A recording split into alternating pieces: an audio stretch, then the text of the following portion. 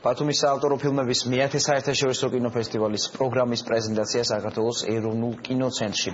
ფესტივალის ორგანიზატორებმა 2015 წლის პროგრამის მონახაზებზე, მასტერკლასებზე, სტუმრებსა და კინოჩვენებების ლოკაციებზე ისაუბრეს. კინოფესტივალის მიმდინარეობისას გამოცხადდება ბლოგერების, ასევე ფოტო და ვიდეო კონკურსები. ფესტივალი ბათუმში წელს 13-20 სექტემბერს ჩატარდება. წელს იქნება განსაკუთრებული შრომითება ინდუსტრიული შეხვედრები, ახალგაზრდებისთვის, ასე ვთქვათ, ალტერნატიული ტალღა ქვია ინდუსტრიულ შეხვედრებს.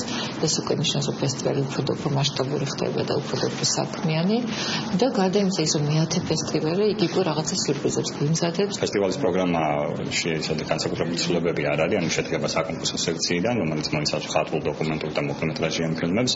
ასევე არის არასაკონკურსო სექცია, მათ შორის ევროპის კინოაკადემიის მოკლემეტრაჟიანი ფილმების კოლექცია, მასტერ კოლექცია, ცნობილი რეჟისორების, ასე ვთქვათ, ბოლო ნამუშევრების კრებული.